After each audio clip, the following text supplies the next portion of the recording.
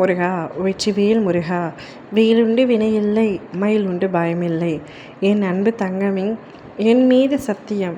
இன்று பௌர்ணமியில் நீ இதை கேட்டு முடித்த 10 நிமிடத்தில் உன்னவரிடமிருந்து உனக்கு அழைப்பு வரப்போகின்றது. இன்று உன் துணை உன்னோடு பேசியே ஆக வேண்டும் என்று தீர்மானித்து விட்டார். நீயும் உன் துணையும் சற்று மனக்கசப்போடு பிரிந்துள்ளீர்கள். இப்பொழுது உன் அன்பானவர், நீ விரும்பியவர் உன்னோடு பேச வேண்டும் என்று முடிவெடுத்து உன்னிடத்தில் பேச போகின்றார். அவர் பேச வருகையில் நிச்சயம் நீயும் பேசிவிடு தங்கமே. முன்பு நடந்த மனக்கசப்புகளை மனதில் வைத்து கொண்டு அவரிடம் பேசாமல் இருக்காதே. அவரை புறக்கணிக்காதே, அவரை நிராகரிக்காதே. அவர் உன்னிடம் வந்து பேசுவார். அப்பா, நானும் அதை முடிவு செய்து விட்டேன். அவரும் அதே முடிவைத்தான் எடுத்திருக்கின்றார். நான் செய்த தவறை உணர்ந்து அவர் உன்னிடம் வந்து மன்னிப்பு கேட்பார். அப்பொழுது அந்த மன்னிப்பை நீ ஏற்றுக்கொள்ள வேண்டும். உண்மையான உறவுகளிடத்தில் தவறு செய்வது, மன்னிப்பு கேட்பது, சங்கடங்கள், மனக்கசப்புகள், பிரச்சனைகள் அனைத்தும் வருவது இயல்புதானே. இவற்றையெல்லாம் நீ புரிந்து கொண்டு உன் வாழ்க்கையை நீ கடக்க வேண்டும். தவறுகள் செய்யாத மனிதர்கள் இவ்வுலகில் இல்லை. தவறுகள் செய்வது இயல்புதான். அதை புரிந்து கொண்டு மறந்துவிட்டு மன்னிப்பு என்ற வார்த்தையை மனதார கேட்டால் அவற்றை நாம் ஏற்றுக்கொள்ளத்தான் வேண்டும்.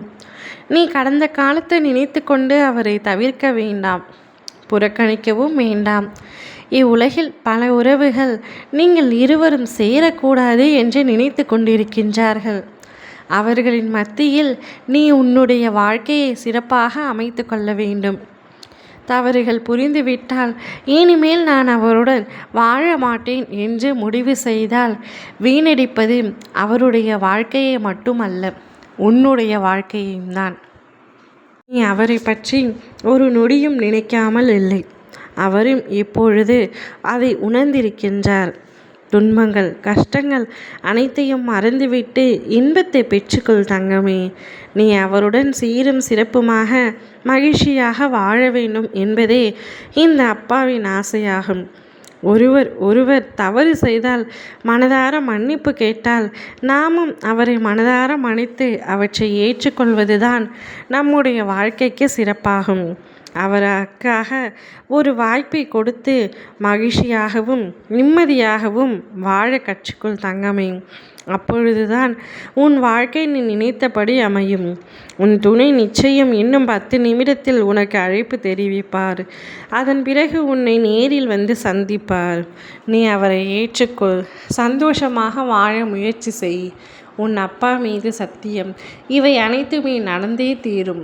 ஓம் முருகா வெற்றிவேல் முருகா.